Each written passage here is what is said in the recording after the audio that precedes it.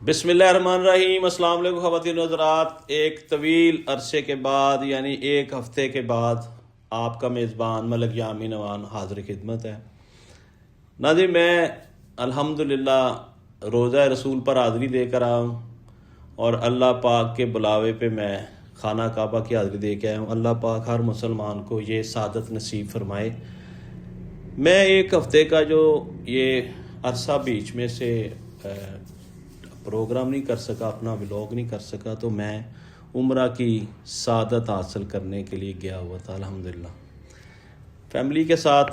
یہ بڑا شاندار عمرہ رہا الحمدللہ۔ میں ہر سال شاید ایک آدھا سال مس ہو جاتا ہو، اللہ تعالیٰ اپنے گھر بلا لیتے ہیں، اور مجھ نہ چیز پر یہ خاص کرم اور شفقت الحمدللہ یہ اللہ کی طرف سے ہے، شکر الحمدللہ۔ آج کا پروگرام جو ہے وہ بڑی اہمیت کا حامل ہے، کیونکہ جب ہم بیرون ملک جاتے ہیں تو ہمیں باہر کے حالات جو ہے نا وہ اس سے زیادہ پاکستان کے اندرونی حالات ان لوگوں سے پتہ چلتے ہیں جو بیرون ملک بیٹھے ہیں۔ میں ویسے تو پوری دنیا میں ٹریول کرتا ہوں، تو جس ملک بھی میں گیا ہوں وہاں سے مجھے کچھ نیا سیکھنے کو ملا، کچھ نئی باتیں، نئے تجربے ملے۔ اب جب میں 5 تاریخ کو عمرہ کی سعادت کے لیے مدینہ پاک گیا تو الحمدللہ اللہ نے بڑا کرم کیا، بڑی عزتوں سے نوازا۔ تقریباً جب بھی میں سعودی عرب جاتا ہوں، وہاں کی جو صحافی تنظیمیں ہیں، صحافی برادری ہے، وہ بڑا پیار کرتے ہیں، بڑا احترام کرتے ہیں، بڑی عزت کرتے ہیں۔ اللہ پاک ان کو جزائے خیر دے۔ اب جب میں فیملی کے ساتھ عمرے پہ گیا تو جدہ کے جو سینئر صحافی ہیں، جتنی صحافی برادری ہے، میں ان کا تہہ دل سے مشکور ہوں۔ ہم باقاعدہ اس پروگرام میں وہ ویڈیو بھی چلائیں گے کہ جو دوستوں نے پرتپاک استقبال کیا اور بہترین عشائیہ دیا۔ یہ سارا سیرا ہمارے بیورو چیف جدہ سعودی عرب احسان الحق مغل صاحب کو جاتا ہے۔ یہ تمام ارینجمنٹ انہوں نے کیا اور وہ ہر سال کرتے ہیں۔ میں سال بعد جاؤں یا 2 سال بعد جاؤں، وہ الحمدللہ ایک بہترین کھانے کا اہتمام کرتے ہیں اور تمام صحافی برادری کو اکٹھا کرتے ہیں، پھر ان کے ساتھ اندر کی اور باہر کی باتیں کرنے کا موقع ملتا ہے۔ اس دفعہ ناظرین کچھ نئے چہرے وہاں پہ دیکھے جو سینئر ترین جرنلسٹ ہیں اور پچھلے کئی دہائیوں سے سعودی عرب میں مقیم ہیں۔ میں نے ان سینئر صحافیوں سے گفت و شنید کی، ان کا حال حوال کیا، انہوں نے ہمارا حال حوال کیا۔ انہوں نے سب سے پہلا سوال یہ تھا کہ پاکستان کے حالات کب ٹھیک ہوں گے؟ ہم بڑے پریشان ہیں، ہم بڑے فکر مند ہیں۔ اس پہ میں نے ان کو ایک ہی بات کہی کہ پاکستان ڈے فرسٹ سے اللہ کے حکم سے چل رہا ہے اور یہ اللہ کے حکم سے چلتا ہی رہے گا، ایسے ہی چلتا رہے گا، اس کو آنچ نہیں آئے گی۔ بڑے بڑے نام جو اس وقت منو مٹی تلے دبے ہوئے ہیں، وہ یہ کہتے تھے کہ ہم نے ادھر ہی رہنا ہے، ہم نے شاید مرنا ہی نہیں ہے۔ انہوں نے اس ملک کو بڑا لوٹا، بڑا نقصان پہنچایا۔ کچھ ایسے لوگ بھی ہیں جنہوں نے اس ملک کو فائدہ بھی دیا، جنہوں نے اس ملک کو تعمیر و ترقی میں بھی بدلا۔ لیکن ناظرین یہاں ایک سوال پیدا ہوتا ہے کہ پوری دنیا میں جہاں جہاں پاکستانی ہیں، میں جس کنٹری میں بھی گیا ہوں، سب کا دھیان پاکستان کی طرف لگا ہوا ہے۔ اس کی ایک سب سے بڑی وجہ یہ ہے کہ یہ جو اپنا ملک ہوتا ہے نا، یہ اپنا گھر ہوتا ہے۔ آپ اپنے گھر میں آ کر اپنے آپ کو کمفرٹیبل فیل کرتے ہیں، بڑا سکون محسوس کرتے ہیں، اپنے بیڈ کے اوپر سوتے ہیں، اپنے واش روم میں جاتے ہیں، اپنے گھر کے مزے کے کھانے کھاتے ہیں۔ اسی طرح یہ جو لوگ بیرون ملک جا کر محنت مشقت کرتے ہیں، مزدوری کرتے ہیں، بزنس کرتے ہیں، یقین کریں یہ ملک چلانے میں سب سے بڑا رول ان لوگوں کا ہے۔ یہ وہ لوگ ہیں جن کی وجہ سے آپ کی اکانومی سٹیبلش ہے، آپ کا ملک بہتر طریقے سے چل رہا ہے. اگر یہ باہر سے پیسے نہ بھیجیں تو پھر آپ کے کیا حالات ہوں، کیونکہ آپ تو پہلے ہی قرضوں کے بوجھ تلے دبے ہوئے ہیں. ہماری آنے والی 7 نسلیں قرضے اتارتی رہیں تو قرضے نہیں اترتے. الحمدللہ اتنے قابل ترین لیڈر اللہ نے ہمیں عطا کیے کہ جو قرضہ لے کر ملک چلا رہے ہیں. اپنے اندر ابیلٹیز کوئی نہیں ہے، کوالٹیز کوئی نہیں ہے کہ وہ ایسے سسٹم بنائیں، ایسی گیم کریں کہ ان کو باہر سے پیسہ بھی آئے اور اس پہ سود نہ دینا پڑے اور وہ پیسہ واپس نہ کرنا پڑے. ایسا پیسہ بھی ملتا ہے. لیکن یہ ایسے اچھے اور بہترین اور دانشور لوگ ہیں، یہ کہتے ہیں جی بسم اللہ الرحمن الرحیم، پروفٹ جنہ مرضی لے لینا، سانو قرضہ دے دیو، اسی اگلا سال کیویں چلاواں گے. یہ ناظرین ہر سال قرضے کے منتظر ہوتے ہیں. اور یقین کریں اس وقت جو موجودہ حکومت ہے اس نے اتنے بھاری ٹیکس لگا دیے ہیں، اتنے بھرکم ٹیکس لگا دیے ہیں کہ ہمیں باہر سے قرضہ لینے کی ضرورت ہی نہیں ہے. پھر بھی ہم قرضہ لے رہے ہیں، پھر بھی ہم قرضے کے منتظر ہیں. ہم بڑے خوش ہوتے ہیں $1 ارب ہمیں IMF نے اپروو کر دیا. اور یہ تو عوام کو بتاؤ اس کے اوپر سود کتنا ہے، ہم نے کیسے واپس کرنا ہے. ہم نے 11 گنا واپس کرنا ہے ود پروفٹ. اور وہ پروفٹ کس نے دینا ہے؟ 25 کروڑ عوام کے ہڈیوں سے نکلنا ہے وہ پروفٹ. آپ یقین کریں پوری دنیا میں تمام اسٹیبلش کنٹریز میں، پسماندہ کنٹریز میں ٹیکس سارے لیتے ہیں. اور میں اس بات کا حامی ہوں کہ نبیوں پیغمبروں کے دور میں بھی ٹیکس لیا گیا، کیونکہ سلطنت چلانے کے لیے، ریاست چلانے کے لیے نا ٹیکس دینا چاہیے، ٹیکس دینا ضروری ہے.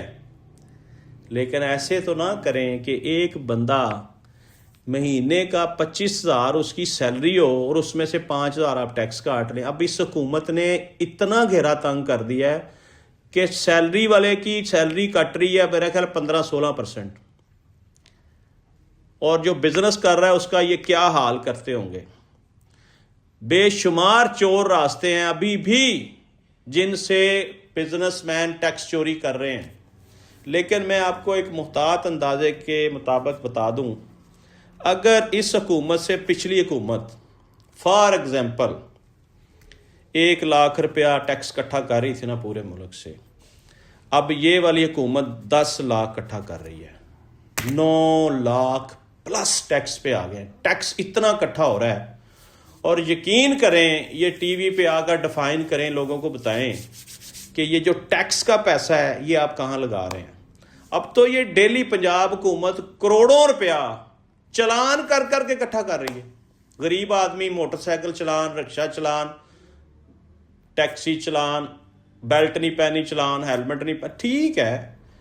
اور ٹیکس اتنے بھاری ہیں کہ جیسے سہولتیں انہوں نے یورپ والی دی ہوئی ہیں. اب کئی لوگ تو یہ سمجھتے ہیں کہ ہم پیرس میں رہ رہے ہیں بھائی، کیونکہ وہاں کے ٹیکس بھی اسی طرح ہی ہیں اور وہاں کے جرمانے بھی اسی طرح ہی ہیں. لیکن یہ کوئی نہیں سوچتا کہ وہاں سہولتیں کتنی ہیں. میکسیمم ترقی یافتہ ممالک میں، بلکہ اب تو آپ کہہ لیں پسماندہ ممالک میں بھی یہ سہولت دستیاب ہے. میڈیکل ٹوٹل فری ہے، انشورنس فری ہے، تعلیم فری ہے، اسکول، کالج، یونیورسٹی. یہاں پہ سب سے زیادہ پیسہ انہی 3 چیزوں سے بنایا جا رہا ہے. میڈیکل بہت مہنگا، انشورنس بہت مہنگی، تعلیم بہت مہنگی. ایک عام آدمی اپنے بچے کو اعلیٰ تعلیم نہیں دلوا سکتا. کب ہم ٹھیک ہوں گے، کب ہم بہتر ہوں گے، یہ سارے سوال مجھ سے جدہ کے صحافیوں نے کیے. ایک بڑے سینئر صحافی تھے ماشاءاللہ، گھمن صاحب، پورا نام ان کا میں بھول گیا ہوں. انہوں نے کہا کہ جناب یہ بتائیں کہ عمران خان کب رہا ہوگا. حالانکہ یہ آف دی ریکارڈ باتیں تھیں، میرے دل میں آیا کہ میں یہ بات کروں. میں نے ان سے کہا کہ یہ وہ شخص ہے، یہ جب چاہے رہا ہو سکتا ہے. یہ اپنی رہائی چاہتا ہی نہیں ہے. کیوں نہیں چاہتا؟ سوال یہ پیدا ہوتا ہے کیوں نہیں چاہتا؟ وہ چاہتا ہے کہ اگر میں نے 2-2.5 سال یہ قید کاٹ لی ہے اور میں اپنی قوم کو آزاد نہیں کرا سکا اور اسی طرح ڈیل کر کے میں باہر آ جاؤں یا بیرون ملک چلا جاؤں یا بنی گالا میں بند ہو جاؤں جا کے کہ جی ٹھیک ہے جو مرضی کرو ملک دے نال مینوں کوئی پرواہ نہیں، تو پھر میرے قید کاٹنے کا کیا فائدہ؟ پھر میں اپنے آپ کو غدار سمجھوں گا، میں اپنے آپ کو اس 25 کروڑ عوام کا مجرم سمجھوں گا۔ یہ خیالات ہیں اس شخص کے جو 25 کروڑ عوام کا مقدمہ ڈیالہ میں اکیلا لڑ رہا ہے۔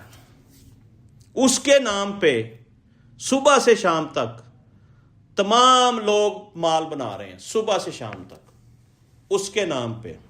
آپ کوئی ٹی وی چینل اٹھا کے دیکھ لیں، آپ کوئی اخبار اٹھا کے دیکھ لیں، آپ سوشل میڈیا اٹھا کے دیکھ لیں، جس میں اس کا نام نہ ہو وہاں سے کمائی نہیں ہے جی۔ اس بندے کو آمدن نہیں ہوئی جس نے خان کا نام نہیں لیا۔ تو آپ خود ہی حساب لگا لیں کہ جو بندہ پابند سلاسل ہو کے ڈے بائی ڈے اتنا مشہور ہوتا جا رہا ہے، اتنا مقبول ہوتا جا رہا ہے، جب وہ باہر آئے گا تو کیا عالم ہوگا؟ آپ کو پتہ ہے جب وہ باہر آئے گا تو جو لوگ اس کو باہر نہیں نہ آنے دے رہے، ان کو پتا ہے کہ ہم کہاں جائیں گے۔